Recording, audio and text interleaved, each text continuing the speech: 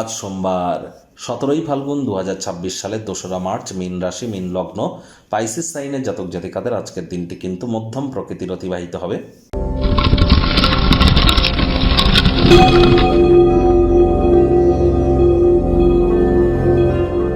ভিডিওটির শুরুতে স্ক্রিনে আপনারা দেখতে পাচ্ছেন দেবাদিদেব মহাদেবের রুদ্র গায়ত্রী মন্ত্র। ওম তৎপুরুষায় বিদ্মহে মহাদেবায় ধীমহি তন্ন রুদ্র প্রচোদয়াৎ। আজ এটি 108 বার জপ করুন, না পারলে 84 বার, সেটিও যদি না পারেন 21 বার অন্তত জপ করুন।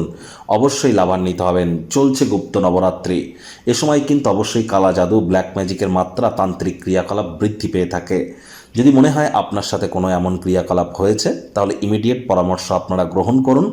আর একই সাথে আপনাদেরকে বলবো, আজ ব্ল্যাক এবং ব্লু এই দুটি কালারের ড্রেস পরিধান করা থেকে আজকের দিনটিতে আপনাদের কিন্তু বিরত থাকাটাই আমরা শ্রেয় বলে মনে করছি। একই সাথে আপনাদের বলবো, আজকের দিনেই কিন্তু শুক্র মীন রাশিতে উচ্চস্থ হতে চলেছে, যার ফলস্বরূপ শুক্র একটানা 26 তারিখ পর্যন্ত উচ্চস্থ থাকবে। প্রায় 1 বছর পর শুক্র আজ উচ্চস্থ হচ্ছে, যার ফলস্বরূপ আমাদের প্রত্যেকের জীবনে 12টি রাশির জাতক জাতিকাদের জীবনে কিন্তু আমূলভাবে পরিবর্তিত হতে চলেছে এই 26টি দিনের জন্য। ঠিক কী কী প্রভাব আপনাদের উপরে বিস্তার করবে সে বিষয়ে কিন্তু অলরেডি একটি ভিডিও চ্যানেলে আপলোড করা হয়েছে মান্থলি রাশিফল আকারে। অর্থাৎ মান্থলি রাশিফল আপনাদের রাশির জন্য আপনারা দেখে না থাকলে দেখে নিন, সেখানে আমরা বিস্তারিত আলোচনা করেছি। ভাগ্য মিটার আজ আপনাদের বলছে 8 আউট অফ 10 ভাগ্য আপনাদের অনুকূলেই থাকবে। স্বাস্থ্য এবং পরিবার এই দুই ব্যাপারেই আপনাদেরকে একটু সাবধানতা অবলম্বন করেই চলতে হবে। কায়িক পরিশ্রমের কারণে শরীরে ক্লান্তি আপনারা অনুভব করতেই পারেন। ওজন বুঝে ভোজন গ্রহণ করুন। রাস্তাঘাটে সাবধানে গাড়ি ঘোড়া চালান। কোনো প্রকার নেতিবাচক অনুভূতির আশ্রয় ভুলেও যেন গ্রহণ করবেন না, হতাশা কিন্তু গ্রাস করতেই পারে। অর্থগত ব্যাপারে আয় ইনকাম বাড়বে। নতুন উদ্যোগ পরিকল্পনার পাশাপাশি নতুন নির্মাণ কার্যের শুরুয়াত আজ করা যেতেই পারে।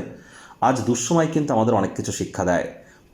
পারিবারিক উত্তেজনায় নিজের মনোযোগকে ভ্রষ্ট হতে দেবেন না। আপনার দুঃখ কষ্ট কেউ ফলো করবে না, তবে আত্মকরুণায় নিমজ্জিত না হয়ে বরং এ থেকে শিক্ষা গ্রহণ করে ভবিষ্যৎ জীবনকে মহিমান্বিত করবার চেষ্টা করুন।